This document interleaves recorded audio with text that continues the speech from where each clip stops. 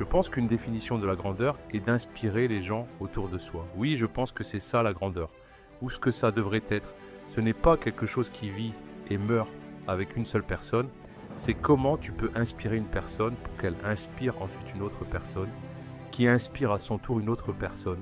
Et c'est comme ça que tu crées quelque chose qui, je pense, dure pour toujours. Et je pense que c'est notre défi en tant qu'êtres humains, c'est de découvrir comment notre histoire peut impacter les autres et les motiver d'une manière à ce qu'ils créent leur propre grandeur. Il y a une citation de l'un de mes professeurs d'anglais à Lower Merion, nommé Monsieur Fisk, et c'est une super citation qui disait « Repose-toi à la fin, pas au milieu ». Et c'est quelque chose par lequel j'ai toujours vécu. Tu sais, je ne vais pas me reposer, je vais continuer à avancer. J'ai beaucoup de réponses et je n'ai même pas de questions, mais je vais juste continuer, et je vais résoudre ces choses en chemin, tu vois. Et tu continues à construire comme ça. Alors j'essaye de vivre comme ça tout le temps. Qu'est-ce qui te procure le plus de joie en ce moment? Être avec ma famille, vraiment. C'est ça, mec, c'est le plus amusant. C'est juste, tu sais, passer du temps avec eux, pouvoir faire des choses que je n'ai presque pas pu faire avant à cause de l'entraînement et de tout ça. Alors être avec eux et voir Bianca grandir, parce qu'il y a beaucoup de choses que j'ai ratées avec Nathalie et Gianna parce que j'étais en train de jouer, être là tous les jours avec eux, c'est tellement amusant, mec. C'est ce qui me procure le plus de joie. Qu'est-ce que l'amour ressent? Le bonheur est une chose. Je pense que je décrirais l'amour comme du bonheur. Je pense que je le décrirais comme un beau voyage. Tu sais, une vie, il a ses hauts et ses bas, n'est-ce pas? Que ce soit dans un mariage, que ce soit dans une carrière, tu sais, les choses ne sont jamais parfaites. Mais à travers l'amour, tu continues à persévérer et tu avances. Et après la tempête, un beau soleil apparaît, oui, et inévitablement, une autre tempête arrive. Et tu sais quoi? Tu la traverses aussi. Donc je pense que l'amour est une certaine détermination et persistance pour traverser les bons moments et les mauvais moments avec quelqu'un ou quelque chose que tu aimes vraiment. Mes parents étaient géniaux. Tu sais, en grandissant, ils m'ont inculqué l'importance de l'imagination, de la curiosité, comprenant que, ok, si tu veux accomplir quelque chose, je ne vais pas juste m'asseoir ici et te dire que tu peux faire ce que tu veux. Oui, tu peux, mais tu dois aussi fournir l'effort nécessaire pour y arriver, tu vois. Ils m'ont appris cela dès mon plus jeune âge, mec. Et quand tu grandis en pensant que le monde est ton huître, que tout est possible si tu mets l'effort nécessaire pour le faire, si tu grandis avec cette croyance fondamentale, ma mère était là tous les jours. Mon père a été vraiment influent à un moment critique où j'ai eu un été où j'ai joué au basket quand j'avais 10 ou 11 ans et un été très important avec de très bons joueurs de Philadelphie appelés Sonny Hill. Mon père jouait, mon oncle jouait, tous étaient de grandes figures, comme Will Chamberlain entre autres, et j'ai joué et je n'ai marqué aucun point pendant tout l'été. Sérieusement? Pas un seul? Quel âge avais-tu? 10, 11, et tu jouais contre d'autres enfants de 10 et 11 ans et tu n'as pas marqué un seul point? Non. Tu étais dans le jeu? Oui, j'étais dans le jeu. Comment tu n'as pas marqué? Parce que j'étais terrible. Sérieusement? Oui, ça s'est passé quand j'avais 10 ans. C'était horrible. J'avais ces grosses genouillères, j'étais relativement rapide, je portais des chaussettes jusqu'ici et j'avais un t-shirt de l'époque, tout maigre, et je n'ai marqué ni un lancer franc, ni un panier, ni un tir chanceux, ni un lay-up en contre-attaque, 0 point. Et je me souviens avoir pleuré à ce sujet, j'étais contrarié, et mon père m'a pris dans ses bras et m'a dit « Écoute, peu importe si tu marques 0 ou 60 points, je vais t'aimer quoi qu'il arrive. » Waouh! C'est la chose la plus importante que tu puisses dire à un enfant, parce qu'à partir de là, j'ai pensé « Ok, ça me donne toute la confiance du monde pour échouer.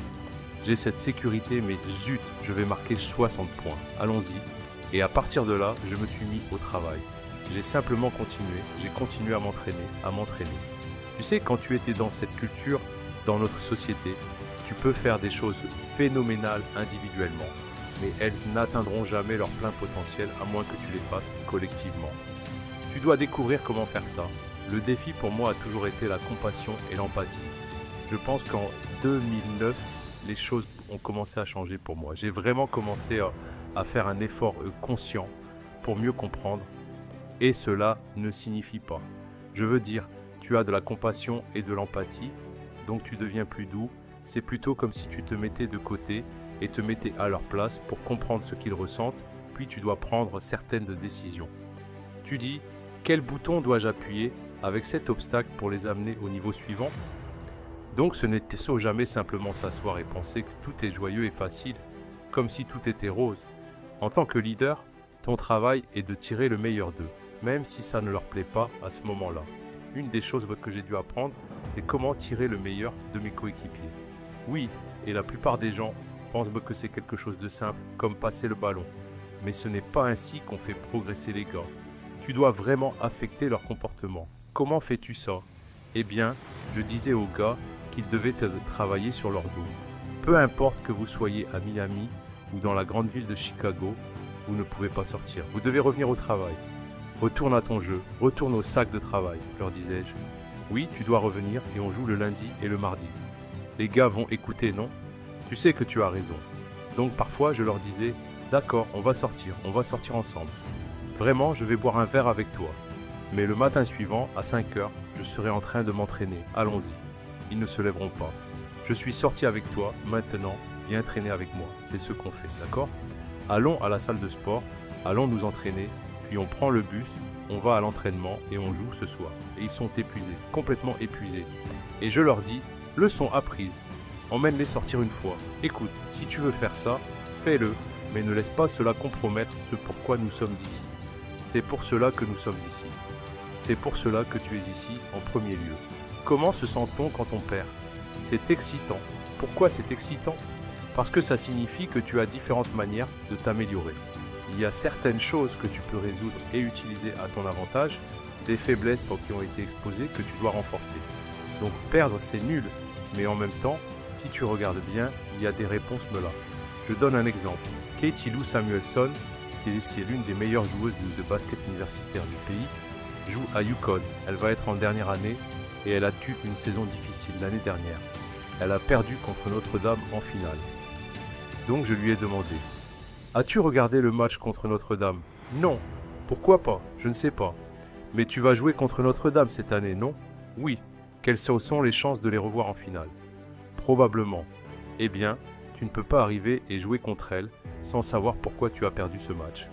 Alors, tu dois revoir les erreurs que tu as faites dans ce match, faire l'effort de regarder ce match et l'étudier pour ne pas répéter ces erreurs encore et encore juste parce que tu n'as pas eu le courage de les affronter. Alors, elle est venue à mon bureau, je l'ai amenée à mon bureau et nous avons regardé ce match ensemble. Tu vois, tu dois y faire face, apprendre de ça. Quand tu joues pendant 20 ans, tu atteins un certain niveau où tu te dis « Ok, attends une minute, je dois repartir de la base de la montagne et essayer de gravir cette montagne. D'abord, quelle montagne suis-je en train de gravir? Je ne sais même pas qu'est-ce que je vais faire.